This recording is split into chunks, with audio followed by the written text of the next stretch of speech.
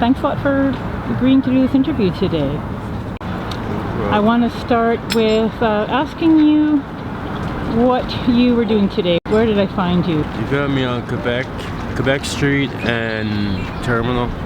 Yeah, Quebec and Terminal. And what were you doing there? I was panhandling.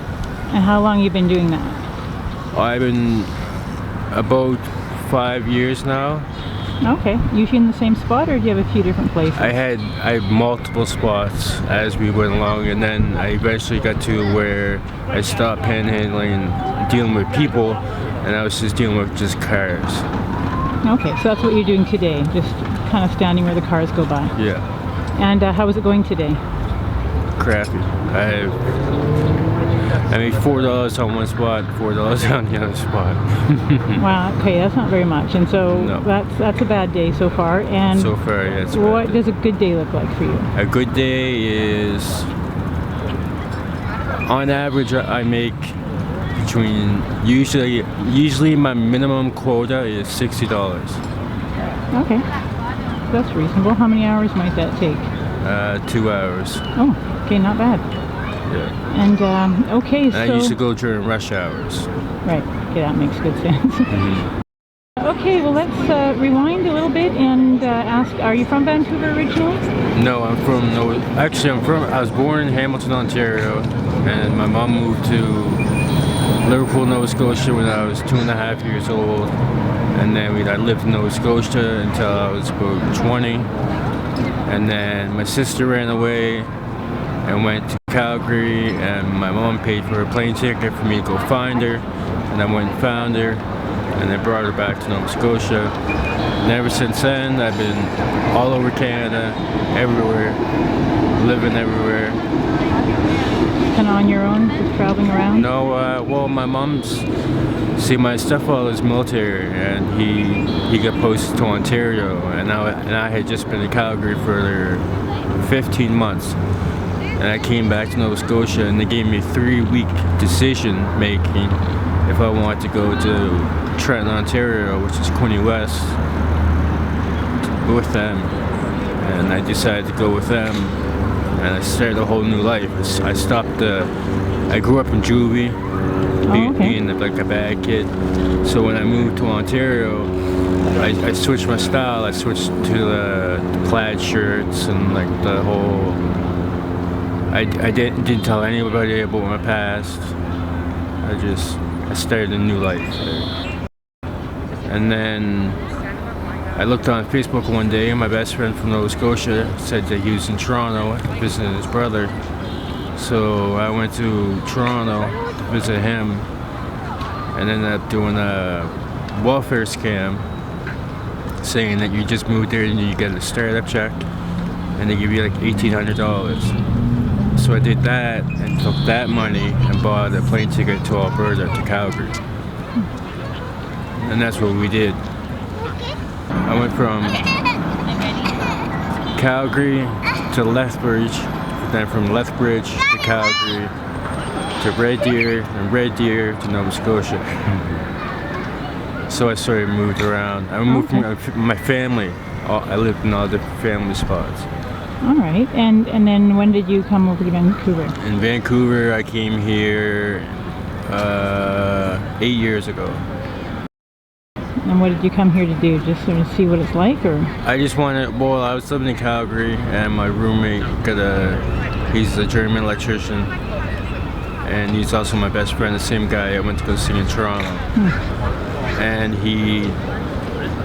I got a job on his union website, $65 an hour to go up to Edmonton. And he took off to Edmonton and left me the 2-bedroom, and I couldn't afford it. So he said, you come with me, or you're gonna just go to Vancouver. So I said, well, I heard Vancouver is similar to Nova Scotia, so I'm gonna go to Vancouver and see what it's like, if it's like Nova Scotia. And what do you think about Vancouver? I came here clean, and I was working as a painter, so I'm a painter. Okay. And the devil found me and grabbed a hold of me. It hasn't let go since. And what did that look like? What like happened to you? I told my best friend at the time I used to do this certain drug, and I've been clean for the last 11 months. Don't bring it around me. And he started bringing them around me all the time. That specific drug. And then I relapsed, and when I relapsed, I had no support system. With no support system, it just crumbled away. Can we ask? I'm sorry, unless that you mentioned it and I didn't hear it, but what kind of drug that was? It was Dilaudid. Oh, okay. Right. Okay. But that's minor here. Yeah. And is that the same thing you kept using then, or did that went to other drugs? I stayed on opium, but I eventually went to heroin. Oh, okay. And that's where you are now? Yes. Okay. And where do you live? I live at the Lion Hotel. I have my own place, but where my room is, the room directly across the hall, is where I'm staying with a friend of mine. Just because the rooms are small, but he smashed his TV, and I had like a 42-inch Sony TV, and I brought my TV over to his place. So I just hang over there and watch. And I have over 1,000 DVDs, so I just brought all my DVDs and my Xbox 360 over to his room. So I just hang out in his room and even sleep. I have like a beach thing you lay on in the beach. I lay on that and put the end of it up on a chair and just sleep on it. And where is the Lion Hotel? It's on 316 Powell Street. Okay. Eastern Vancouver. It's pretty close to like Maine, or? It's 2 blocks from Maine. So, like Maine and Hastings is like right here, and I'm just like around the corner. Yeah. Okay. I'm across the street from the courthouse, which is the garden center and the courthouse. Oh yeah. And I'm right across the street. And how do you like it down there? I like it down there. I've been there for 5 years. 5 years. Maybe even longer. This thing you said about the devil, do you feel like that's still the situation? Or are you battling that, or you seem to be... I'm trying to get off. I've been thinking about treatment. I got a daughter in Nova Scotia. And the reason I even came to Vancouver is because me and my daughter's mother got in a big argument, and I was on bail for multiple charges, and I was bailed out 4 times, and that was my last chance. There's no more chances, no one coming to get me out. If I get in trouble again, I'm staying in. And she said she was on the phone with her mom, and she called the cops. But in reality, I found out that she was on the phone with her friend, and she wasn't calling the cops. And then I took the threat serious and stayed outside in a non-wooded area, like not even really sleeping, just staying there, thinking about what I'm gonna do. Am I gonna stay here? Am I gonna leave? What am I gonna do? I don't want to go to jail. I hate going to adult jail. And I decided to hitchhike to Montreal, and I got to Montreal, and I stayed in a hostel for like a hostel you pay for like 3 or 4 days, and then I got a bus to Calgary, and I stayed in Calgary for 9 months, and then that situation with my roommate came up, and then I came to Vancouver. Okay. And have you seen your daughter since that? And now you're looking to get into treatment? Yeah. Okay, where would you have any ideas where you'd go? Yeah. I know the name of it, but I don't know the exact name right now. Okay, but you've got some ideas of getting into a treatment center. Yeah. Okay, good.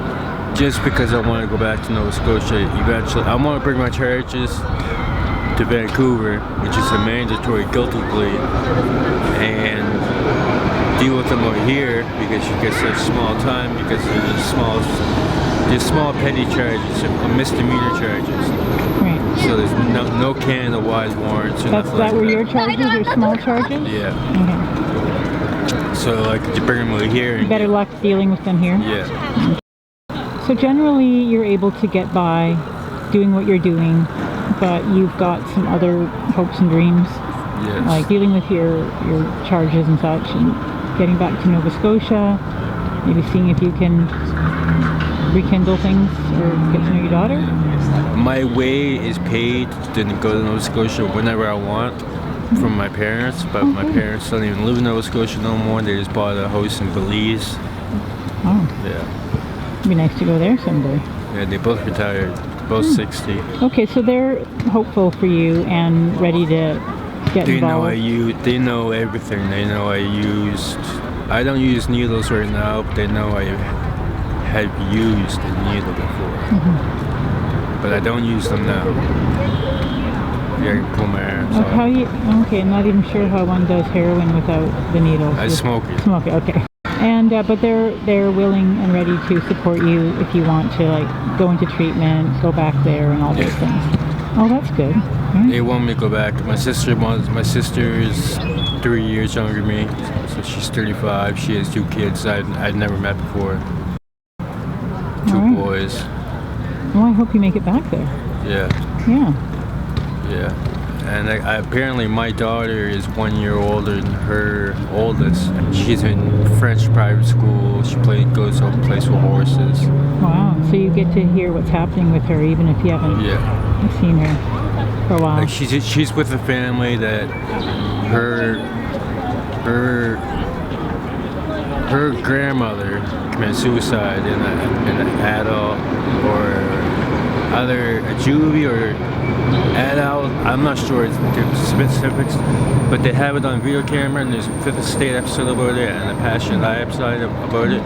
And they sued the jail, and 3 wardens got fired, and the warden got fired, and they got a $12 million settlement. And that's where she's living. That's where my daughter lives, because my ex lost custody. My called CAS on my ex, and it was between my mom getting custody or her mom getting custody, so she ended up getting custody. My mom could have afforded it, like, they're well off too, but they're not $12 million well off. All right, so what are you thinking to do going forward and into spring and summer? This spring and summer, I'm gonna be in treatment probably this summer. Happy to hear that. Yeah. Okay. I would like to be in treatment this summer. Yeah. Just because I need support. If I don't have a support system, then I'm nothing. I'm nothing by myself. I feel like I'm nothing, but with a support system, I look up to people, and I don't want to let them down. So I have no one in my life right now to look up to make them. You understand what I mean? Mm-hmm. Absolutely.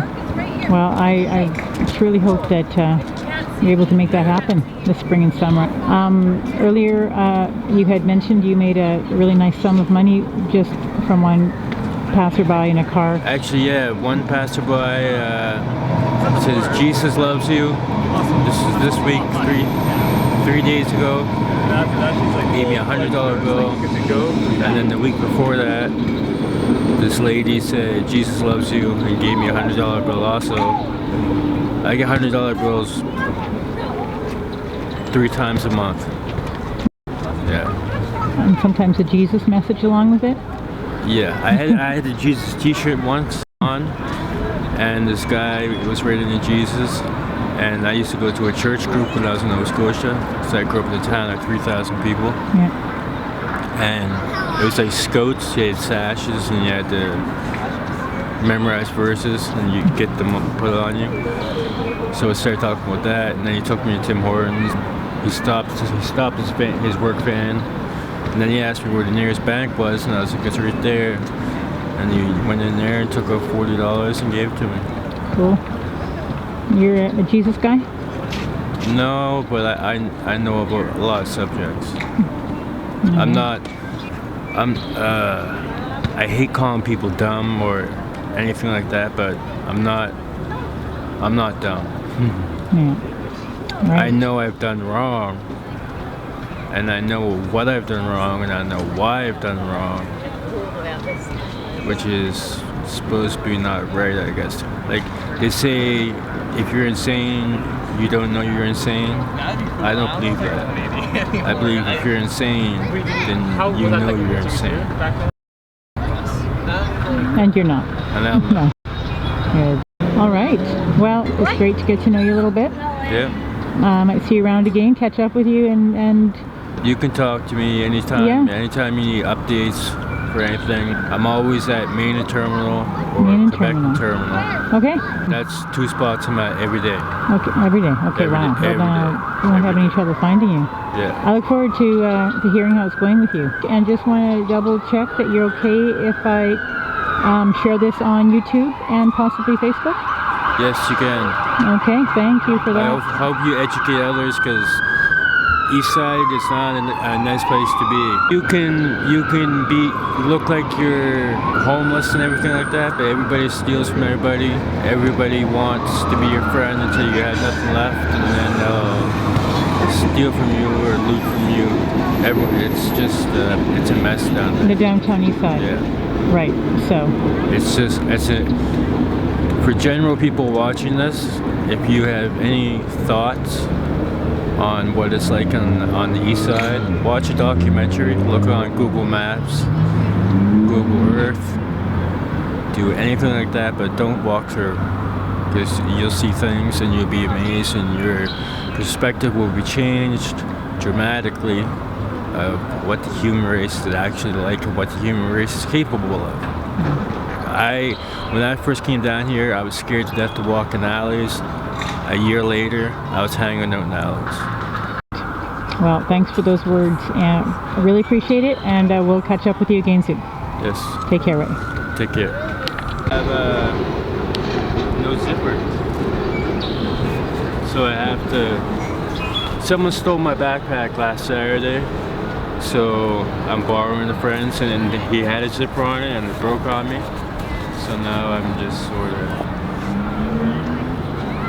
But I don't know how I'm supposed to put all this stuff in here. I just made this sign, it was somebody else's sign. Oh, let's see what that is. That's going to be you. Yeah, eventually that will be me. Eventually I will be 1 month clean. This is the area of our interview today. Just gonna look at the surrounding area. That's where the interview was, right about there. And that's Falls Creek over there, downtown. And SkyTrain. And just a few blocks that way is where downtown Eastside begins.